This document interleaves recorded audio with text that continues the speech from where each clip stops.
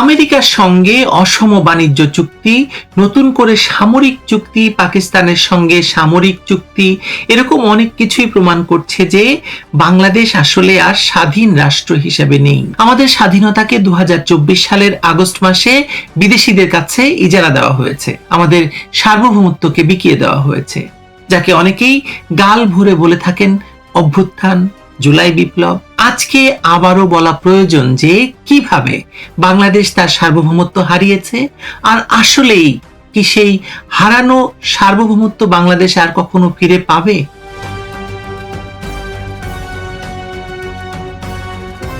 বাংলাদেশে 2024 সালের জুলাই আগস্টকে যারা নিছক ছাত্র আন্দোলন বলে চালাতে চেয়েছিল, তারা হয় খুব সরল সোজা মানুষ, নয়তো তারা ওই পরিকল্পনার অংশ।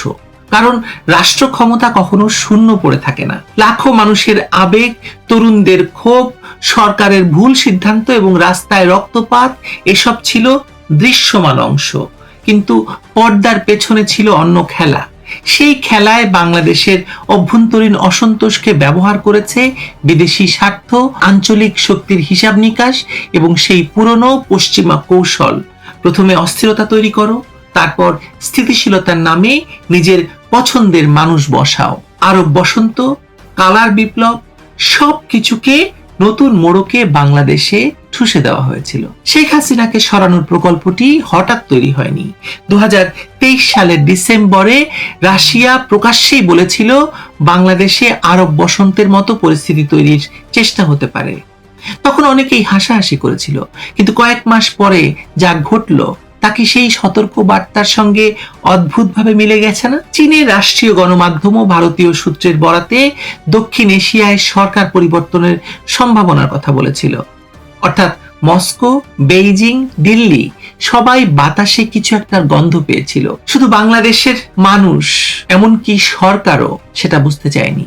এবং বাংলাদেশের মধ্যবিত্ত শ্রেণীটি যেভাবে রাজনৈতিকভাবে বিদেশিদের গুটি হিসেবে ব্যবহৃত হবে সেটাও বুঝতে পারেনি। এখানে মূল প্রশ্ন হলো, বিদেশি শক্তির স্বার্থ কোথায় ছিল?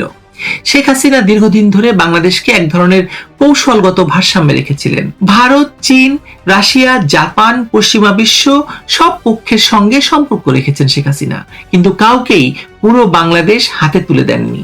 পদ্মা সেতুর সময় বিশ্বব্যাংকের চাপ অগ্রাহ্য করেছিলেন, রাশিয়ার সঙ্গে রূপপুর করেছেন, চীনের সঙ্গে অবকাঠামোগত উন্নয়ন করেছেন, ভারতের সঙ্গে নিরাপত্তা এবং যোগাযোগের সম্পর্ক টিকিয়ে রেখেছেন। কিন্তু একই সঙ্গে সেন্ট মার্টিন, বঙ্গোপসাগর, পার্বত্য চট্টগ্রাম বা সামরিক ঘাঁটির প্রশ্নে তিনি বারবার বুঝিয়ে দিয়েছেন বাংলাদেশ ভাড়া দেওয়ার মতো রাষ্ট্র নয়, বাংলাদেশ ভাড়ায় চালিত নয়। বাংলাদেশের সঙ্গে তিনি কোনো কিছুর আপোষ করেননি, এমনকি ক্ষমতায় থাকার বিষয়টিও। এই জায়গাতেই আসলে সমস্যাটি ছিল। বঙ্গোপসাগর এখন শুধু সমুদ্র নয়, এটি সামরিক, বাণিজ্যিক এবং ভূরাজনৈতিক করিডোর। মিয়ানমার অস্থির, রাখাইন জ্বলছে, ইন্দো প্যাসিফিক কৌশলে যুক্তরাষ্ট্র চীনকে ঘিরে রাখতে চায়, ভারতের উত্তর পূর্বাঞ্চল নিরাপত্তার দিক থেকে সংবেদনশীল। এই সমীকরণে বাংলাদেশ যদি পুরোপুরি অনুগত না হয়, তাহলে তাকে গণতন্ত্র, মানবাধিকার, সুশাসন, এই সুন্দর সুন্দর শব্দের আড়ালে চাপে রাখা খুব পুরনো একটি কৌশল, এবং সেই কৌশল দিয়ে 2024 ঘটিয়ে ফেলা হলো। ডক্টর ইউনূসকে সামনে আনা তাই কোনো কাকতালীয় ঘটনা মনে হয় না। তিনি একজন নোবেল জয়ী, পশ্চিমা বিশ্বে গ্রহণযোগ্য, ডেমোক্রেটিক পার্টি এবং আন্তর্জাতিক লিবারেল নেটওয়ার্কে তিনি পরিচিত মুখ। হিলারি ক্লিন্টনের বন্ধু, জর্জ সোরসের বন্ধু। বাংলাদেশের ভেতরে তার কোনো গণভিত্তি নেই, কিন্তু বিদেশে তার বিপুল গ্রহণযোগ্যতা আছে। ঠিক এ ধরনের চরিত্রই বিদেশি স্বার্থের কাছে সবচেয়ে সুবিধাজনক। দেশে জনম্যান্ডেট নেই, কিন্তু বাইরে বৈধতার সার্টিফিকেট আছে। ফলে জনগণের ভোট নয়, আন্তর্জাতিক করতালি হয়ে ওঠে ক্ষমতার উৎস। আরেকটি বিষয় এখানে লক্ষ্য করুন, তথাকথিত বৈষম্য বিরোধী আন্দোলনের সমন্বয়করা নিজেদের নির্দলীয় বলে প্রচার করলেও তাদের অনেকের রাজনৈতিক সংগঠন ছিল। আন্দোলনের ভাষা ছিল ছাত্রের, কিন্তু কাঠামো ছিল ক্ষমতা দখলের। বিশেষ করে জামায়াত ইসলামীর যে ক্ষমতা, ছাত্র শিবিরের যে ক্ষমতা দখলের চক্রান্ত, তাতে সবাই মিলেমিশে গিয়েছিল এবং তাদের মুখে ভাষা দিয়েছিল, তাদের হাতে অস্ত্র দেওয়া হয়েছিল, অর্থ দেওয়া হয়েছিল, প্রশিক্ষণ দেওয়া হয়েছিল। তারা শুধু আওয়ামী লীগকে প্রত্যাখ্যান করেনি, বিএনপি, জাতীয় পার্টি, এমনকি প্রচলিত রাজনৈতিক ব্যবস্থাকেও পাশ কাটাতে চেয়েছিল। অর্থাৎ লক্ষ্য ছিল শুধু শেখ হাসিনাকে সরানো নয়, রাষ্ট্রের রাজনৈতিক ভিত্তিটাকে নতুনভাবে সাজানো, ৭১কে ২০২৪ দিয়ে প্রতিস্থাপন। এই পুনর্গঠনের কেন্দ্রে বসানো হলো ইউনূসকে। প্রশ্ন হলো, এই নকশাটি কার? ক্ষমতা গ্রহণের আগে ইউনূস যখন ভারতীয় গণমাধ্যমে সেভেন সিস্টার্স নিয়ে ইঙ্গিতপূর্ণ মন্তব্য করেন, তখন সেটি নিছক কূটনৈতিক অসাবধানতা ছিল না, সেটি ছিল একটি সংকেত। বাংলাদেশ অশান্ত হলে ভারতের উত্তর পূর্বাঞ্চলও অশান্ত হতে পারে, এই বার্তা কার উদ্দেশ্যে দেওয়া হয়েছিল। এবং তারপর থেকে ইউনূসের সাঙ্গপাঙ্গরা বারবার ভারতের মানচিত্র বদলে দেওয়া, বাংলাদেশের মানচিত্রকে নতুনভাবে দেওয়া এবং কথায় কথায় ভারত আক্রমণ করো, সেভেন সিস্টার দখল করো, ভারতকে চাপ দিতে সব করা হয়েছিল। নাকি পশ্চিমা শক্তিকে দেখানো হয়েছিল যে ইউনূস এই ভূরাজনৈতিক থিয়েটারে কাজে লাগার মতো মানুষ? এখানেই শেখ হাসিনার সঙ্গে ইউনূস প্রকল্পের মৌলিক পার্থক্য। শেখ হাসিনা ভুল করেছেন, হয়তো নানা ক্ষেত্রে ভুল আছে তার, হয়তো তার সরকারের দমন নীতি নিয়ে প্রশ্ন আছে, ভোট নিয়ে প্রশ্ন আছে, আন্দোলনেও প্রাণহানি হয়েছে, এসব কেউ অস্বীকার করছে না। কিন্তু রাষ্ট্র ক্ষমতা থেকে তাকে সরানোর পর যা ঘটেছে তা প্রমাণ করে বিষয়টি শুধু ছাত্রদের ক্ষোভ ছিল না। কারণ কোনো গণ আন্দোলন যদি প্রকৃত গণতন্ত্রের জন্য হয়, তাহলে তার প্রথম দাবি হয় দ্রুত নির্বাচন। কিন্তু ইউনূসপন্থী শক্তির প্রথম প্রবণতা ছিল দীর্ঘমেয়াদী অন্তর্বর্তী শাসন, পুরনো রাজনীতিকে বাতিল করা এবং একটি নতুন সংবিধান করা এবং নানা কিছু করা, নিয়ন্ত্রিত রাজনৈতিক বন্দোবস্ত তৈরি করা। বিদেশি শক্তির কাছে এমন সরকারই সবচেয়ে সুবিধাজনক। নির্বাচিত সরকারকে জনগণের কাছে জবাবদিহি করতে হয়, কিন্তু অনির্বাচিত সরকারকে জবাবদিহি করতে হয় তার পৃষ্ঠপোষকদের কাছে।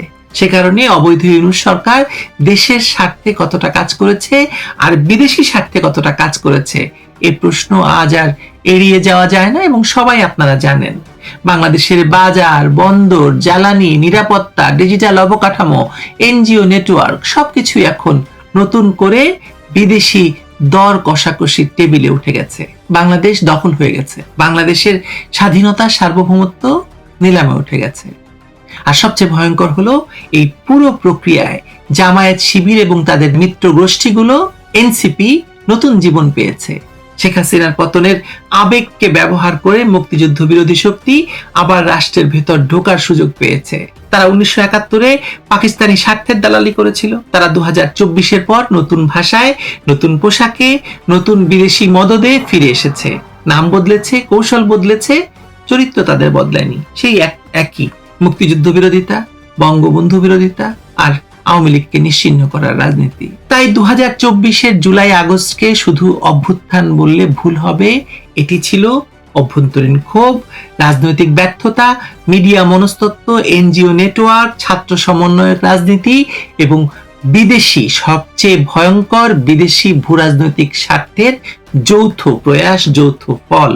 শেখ হাসিনাকে সরানো হয়েছে কারণ তিনি দুর্বল ছিলেন, ভুল করেছিলেন হয়তো, কিন্তু শুধু সে কারণে এই জুলাই সন্ত্রাস ঘটানো হয়নি। তাকে সরানো হয়েছে কারণ তিনি কিছু বিষয়ে মাথা নত করেননি, আর তার জায়গায় এমন একজনকে আনা হয়েছে যিনি জনগণের ভোটে নয়, বৈশ্বিক অভিজাত অনুমোদনে শক্তিশালী হয়েছে, মানে শক্তিশালী ছিলেন।